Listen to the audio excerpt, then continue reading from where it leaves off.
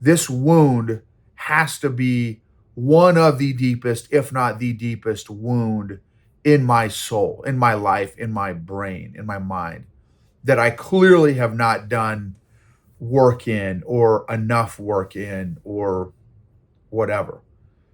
Because man, those triggers popped, and I was on the A train, the F-16 headed straight south.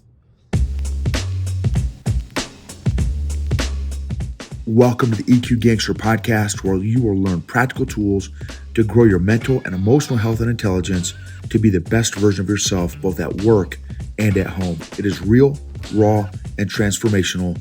The journey of emotional growth isn't easy, but it's worth it. I believe in you. EQ Gangsters. So, man, if you listen to that previous episode, you will kind of get some context to this episode. This last episode was scary, not gonna lie. And this one is kind of processing my deep dive. Man, and I was in a full-blown tailspin. And I am still, I mean, this is literally me processing it. So the previous episode was me in the middle of I say in the middle. It was like the front end of the pit that I was diving deep into. What happened last night from probably 3 a.m. to 3 to 2 to 5 a.m., 2 to 6 a.m., something like that, was like the super, super darkest part of the pit. And man, I felt, man, it was pretty scary because I felt completely out of control. I did not feel like I had control of my thoughts or emotions or scripts or narratives.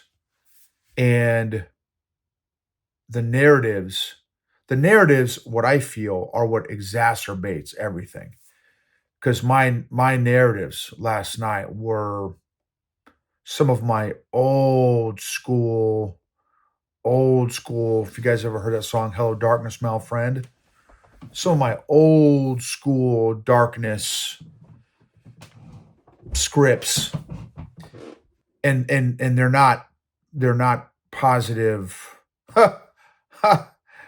And I'm telling you, y'all, I'm telling you, it is for me, the scary thing is it's like I was in another part of reality. It was you know, like an alternate universe. And I know obviously it wasn't, but like emotionally and physiologically, it felt like it. It just felt like I was 100% at the mercy of wherever my scripts, emotions were taking me.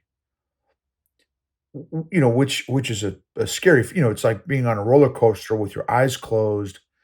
You're going all kinds of directions, but the primary direction is down, and it's bumpy while you're going down.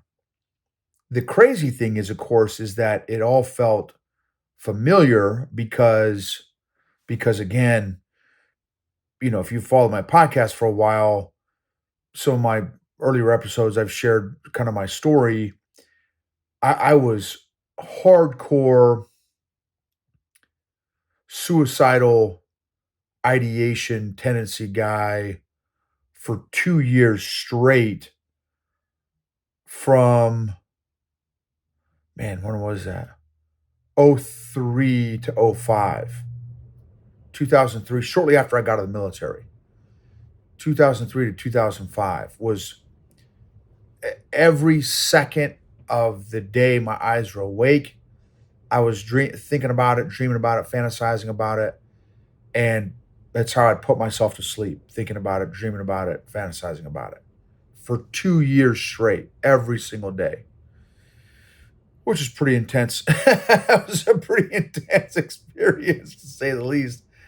And then probably coming out of that, probably another decade of just good old good old warm fuzzy depression. And I've kind of been, in the depression stage for the past few months, which is also it's just not a fun place to be by definition. It's just not a fun place to be. And I have a little bit of understanding with the depression piece, but then the bottom dropped out yesterday. And there's a lot that I'm not sharing with you guys in terms of some of the triggers and that kind of stuff. Ultimately, ultimately, what I think kind of took place is due to some triggers, multiple very intense, very pinpointed triggers, and very brewing triggers. So the other thing too is, sorry, I'm gonna get back to that thought in a second. I'm very, very emotionally immature still in some areas of my life, which is also very off-putting, and unpleasant and unencouraging. Just seeing some, I mean, in some areas, I still literally behave like a 5-year-old, man, which is just it's just freaking is not happy. It's very upsetting. And okay, so boom, there's that little piece. And that's part of this. Part of this whole thing is this state that where I'm at is it's 100% my fault. Even though the stimulus, the triggers came from other people, where I'm at is 100% my fault, 100% my responsibility. And so stimulus triggers, and those two stimulus and triggers were from some of the deepest soul wounds that are out there. Clearly, because I did not go to kind of a nice little 10-foot deep kind of depression, or a 50-foot deep depression. This was the last, man, and it was probably the whole thing was probably a good, let's say maybe 8 hours, but 2 hours, 2 to 3 hours of some real intense. I was in I think they call it the Mariana Trench, right in the sea, the deepest part of the ocean, which is like 6 miles deep. I'm making that up because it's something like that. It's something crazy, and I could be wrong on the name, but it was the deepest. So it has to be this wound. This wound has to be one of the deepest, if not the deepest wound in my soul, in my life, in my brain, in my mind, that I clearly have not done work in, or enough work in, or whatever. Because, man, those triggers popped, and I was on the A train, the F-16 headed straight south. It was not like a leisurely stroll in the park. Oh, let me check out that's a pretty flower. Oh, that's a pretty flower. It was just straight blackness and void, and like space. It's like, feeling in space where there's no reference point. I'm trying to grab for a branch as I'm falling down at 180 miles an hour, and there's no branches to grab onto. And there's no, I don't know if I'm up, if I'm down. I know I'm going down, but I don't know, like, as I'm spinning and rotating, it's like there's no, yeah, there was just no reference. There's nothing for me to grab onto, which added to the to the experience, I'll say. And again, in that frame of mind, a lot of people say, "Well, man, I don't know how people can have those thoughts and ideas and stuff." And I do. I 100%, 100% understand how people do, or at least a percentage of them. Again, I'm not a psychologist, I'm not a therapist, I'm not a counselor, psychiatrist. So do I understand the neurology of what's happening in a brain when that's going on? No, of course not. There's a percentage of the population that I completely understand because in when you are in that headspace, when you're in that frame of mind, 1 plus 1 does not equal 2. 1 plus 1 equals purple, or there's no logic. There's no, at least that's what it feels like. It feels like there's no logic in that. It's a different rule set. It's a different language in that space. And man, by God's grace, I reached out to a friend of mine who's a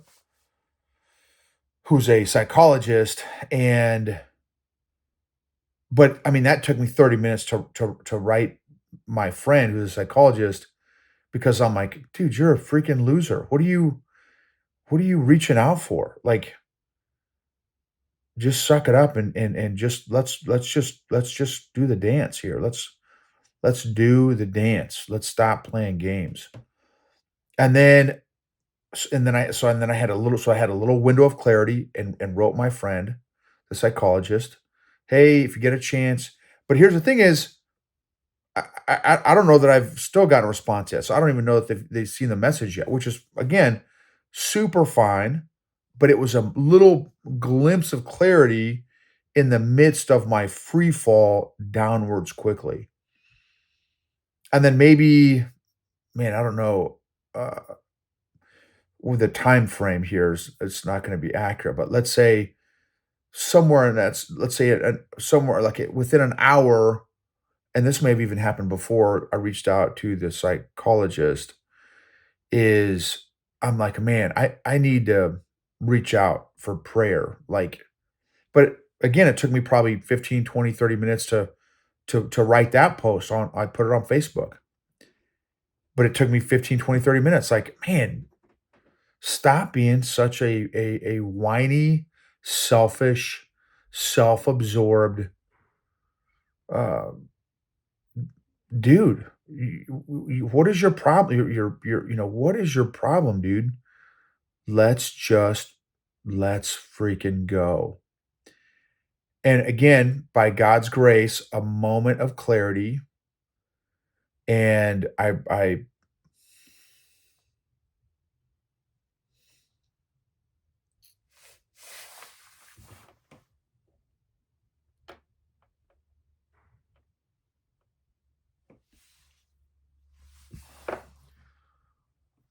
put the message on Facebook and I'm like, well, maybe no one will see it, and because I hate bothering people and being a burden to people, feeling I'm gonna be a burden to people. And I hate bothering people, and also feeling incompetent and incapable to handle my own junk. And so I'm like, okay, well, or maybe I should just go delete it real quick. But I posted it. I'm like, oh man, what did you do that for? Weak, right? The narrative, the script is just body slamming me. And I got an overwhelming response that I haven't even processed that. But I will tell you, in this process of trying to come out or figure out what's going on, I have found myself multiple times already today. This just happened last night. Multiple times already today, just scrolling through all those messages, and it has been very helpful and very encouraging, very healing, very uplifting. I don't know, again, I don't understand why, the psychology and stuff, but man, I am just grateful. I'm so grateful. I'm so grateful that folks would spend their second or two saying a quick prayer for me. And I tell you, I needed it, desperately needed it, and need it, you know, desperately, desperately, man. It just was not in a good spot. And so,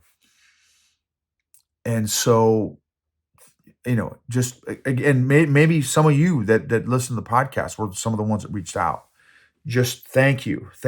And I want to encourage you guys because I'm great at hiding this stuff. I'm great at hiding this stuff.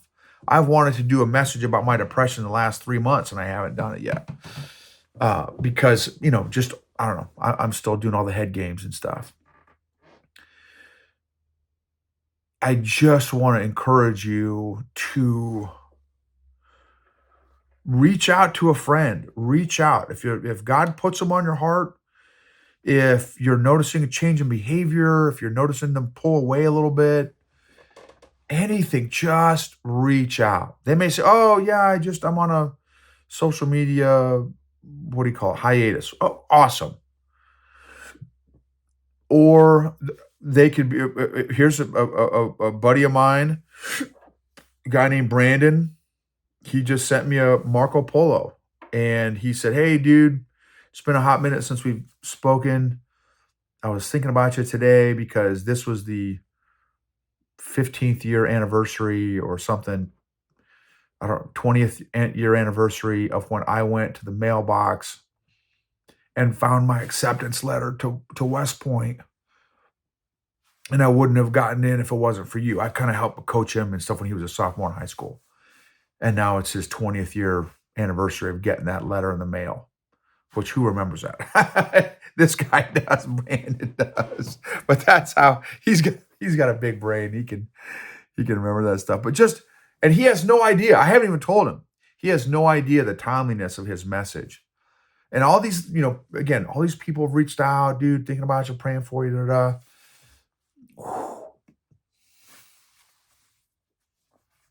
Big Max, my buddy Max, just all of it has it's helping. It's really helping.